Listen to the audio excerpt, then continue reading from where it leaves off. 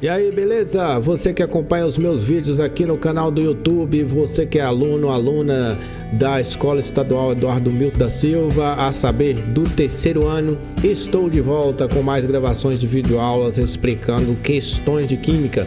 Dessa vez nós vamos responder algumas questões sobre reação redox, reação de óxido-redução. Eu espero que você fique até o final acompanhando esse vídeo. Se no final você gostar, dê o seu joinha ou compartilhe com quem precisa desse conteúdo. Muito obrigado por prestigiar o meu trabalho e vamos nessa logo após a vinheta.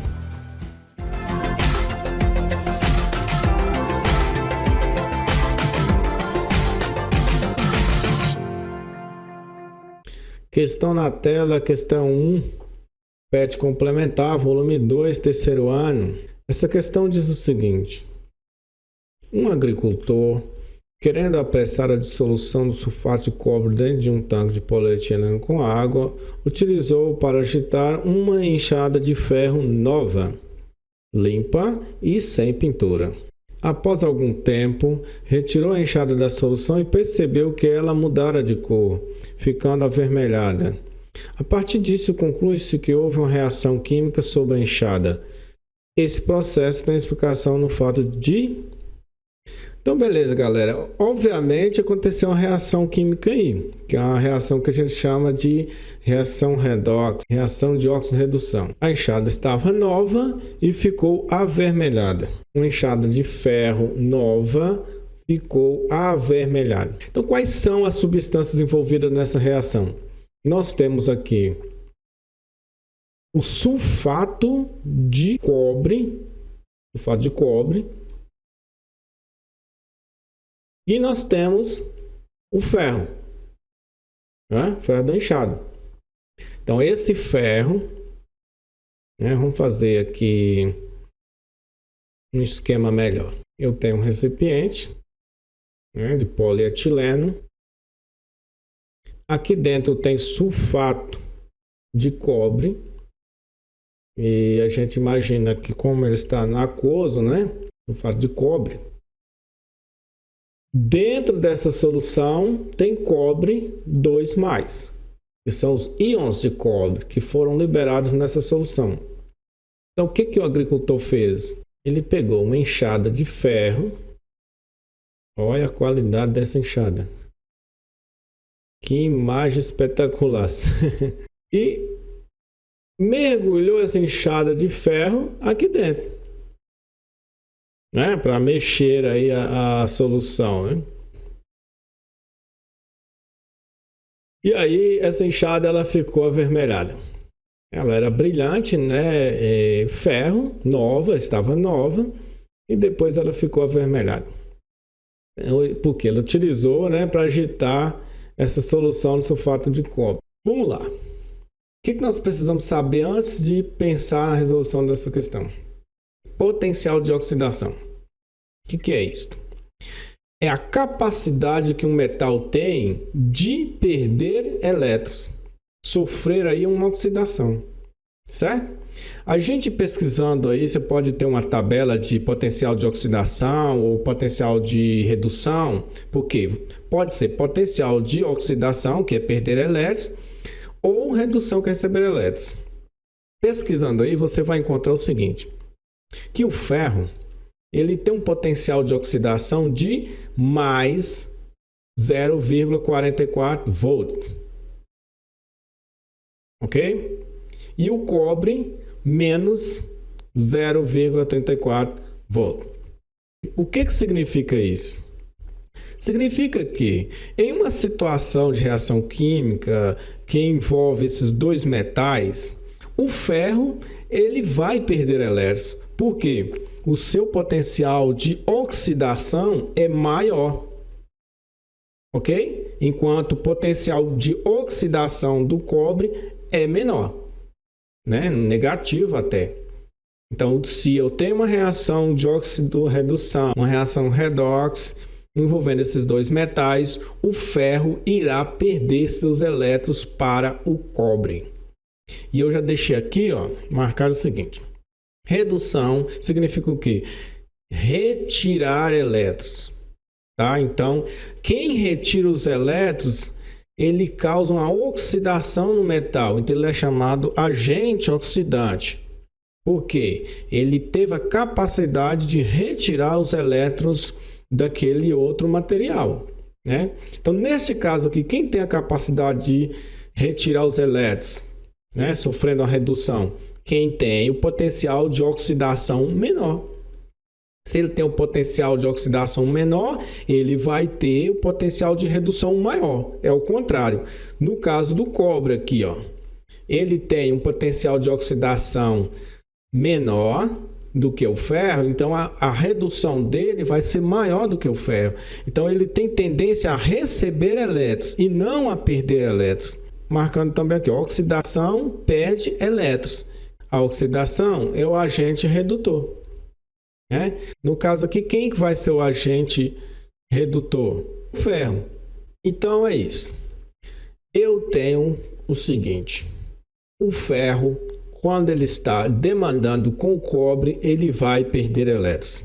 O cobre, sendo um agente oxidante, vai causar a oxidação do ferro. O ferro, ele vai perder seus elétrons, ele vai oxidar, ele vai sofrer uma oxidação, certo? Então vamos às alternativas. Letra A. O íon de cobre da solução ter reduzido o ferro da enxada? Não.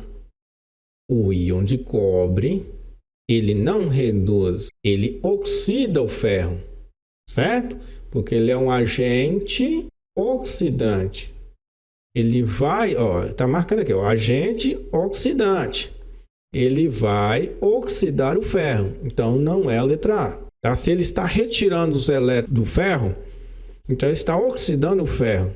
Os elétrons estão indo para ele, está causando oxidação no ferro. O ferro da enxada ser mais nobre do que o cobre? Não. Se o ferro ele tem um potencial maior para oxidar, para perder elétrons, então ele é um metal mais pobre. O íon de ferro ter agido como oxidante? Não. O ferro ele é um agente redutor, porque ele perdeu elétrons, certo? Ele perdeu elétrons, então quem causou essa perda de elétrons foi o cobre. Então não é essa a letra C. O íon de cobre da solução ter oxidado o ferro da enxada? Sim. Essa é a alternativa correta. Certo? Letra D. O íon de cobre, ele é um agente oxidante, então ele oxidou o ferro da enxada. Então os elétrons partirão do ferro para o cobre. Certo? Então, ele vai oxidar o ferro, os elétrons vão nessa direção. Aí, neste caso, a enxada ficou avermelhada por esse motivo. Beleza, galera? Explicação rápida da questão, onde nós encontramos com a alternativa letra D. Aí fala o seguinte: o íon de cobre ter agido como redutor? Não. O íon de cobre, ele causou oxidação. Então, ele é um agente oxidante, certo? Sempre é o contrário. Quem sofre redução é um agente oxidante, porque se ele sofre redução, ele está recebendo elétron, então ele está tirando elétron de alguém, então ele está oxidando alguém. Quem sofre oxidação é o agente redutor, porque se ele está sofrendo oxidação, ele está perdendo seus elétrons. É o contrário do agente oxidante. Então, oxidação é um agente redutor. Quem sofre redução porque houve ação de um agente oxidante. Beleza? Questão morta, questão resolvida. Próxima questão. Questão 2. Analisando a pilha a seguir, podemos fazer as afirmações que seguem. O que nós estamos percebendo aqui? Nós temos uma barrinha de um metal A. Você observa que essa barrinha está diminuindo a sua massa. Ok? Olha. Diminuindo a massa. E aqui nós temos um A positivo. Do outro lado, na situação B, nós temos uma barra e um acúmulo de uma determinada substância escura ao lado dessa barra. Aí vamos lá. Identifique as alternativas corretas. A oxidação ocorre em B? Não, essa alternativa ela é falsa, porque a oxidação vai perder elétrons. Onde há perda de elétrons? Onde há diminuição da massa. Aqui nós temos a perda de elétrons. Esses elétrons estão indo para lá, ó. Tanto é que estão acumulando aqui, ó. Então a oxidação não ocorre em B, ela ocorre em A. A oxidação é menos os elétrons, certo? A redução ela vai receber os elétrons.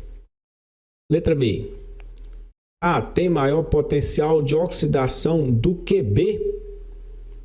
Olha lá. Se A está perdendo elétrons, ele tem maior potencial de oxidação, certo? Ele tem um grande potencial de perder elétrons. Então, ele tem um grande potencial de oxidação. Então, isso aqui é verdade. Os elétrons fluem do polo positivo para o polo negativo? Não. Elétrons fluem do polo negativo, que a gente vai chamar numa pilha de anodo, que é o polo negativo, em direção ao polo positivo, que é chamado de cátodo, ou cátodo. Então, essa daqui está falsa. Letra D. A é o anodo da pilha? Sim. O anodo é onde ocorre a oxidação. Onde está ocorrendo a oxidação? Onde nós temos a diminuição da massa, onde estão saindo os elétrons, diminuindo a massa da substância. Então, realmente ocorre no ar. Aqui nós estamos diminuindo, ó, a massa, os elétrons estão indo embora. Porque alguém está oxidando o metal A. Que no caso seria o metal B, causando oxidação no ar, puxando seus elétrons. Certo? Letra E. A solução que contém o cátion A1, à medida que o tempo passa, vai se tornando mais concentrada. Essa é verdade. Se há um desgaste aqui desse metal, os íons desse metal, por exemplo, se esse aqui for um ferro, nós vamos ter uma solução carregada de ferro, por exemplo, ferro mais 2, né? Se for o ferro mais 2, se for alumínio, nós vamos ter uma solução carregada de íons de alumínio e assim por diante. Se for zinco, nós teremos uma solução carregada, muito concentrada de íons de zinco. Então, realmente, a solução que contém esse A, ela vai ficando mais concentrada. Beleza?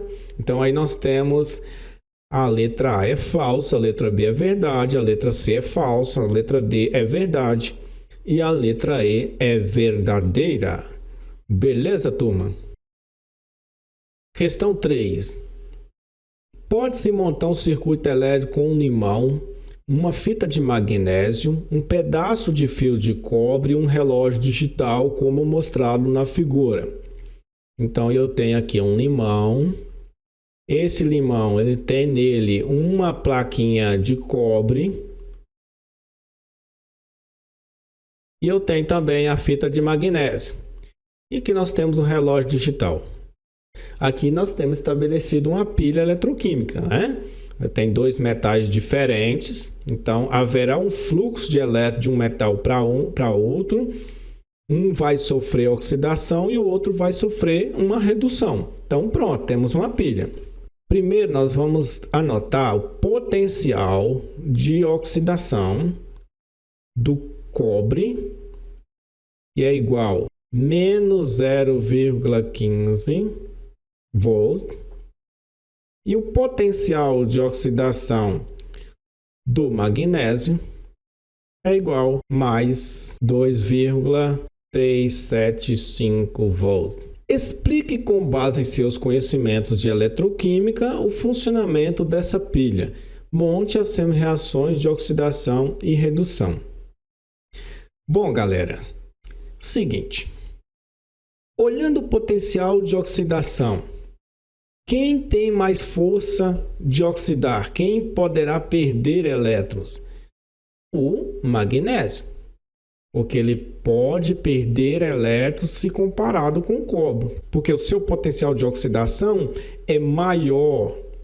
Então, numa demanda entre ele e o cobre, ele vai perder os elétrons, o cobre vai puxar os elétrons para si. Então, veja bem, nesta pilha haverá uma oxidação do magnésio. Esse magnésio, com o tempo, ele vai desgastando, e em contrapartida haverá uma crosta, uma formação de uma crosta aqui ao lado do cobre, certo?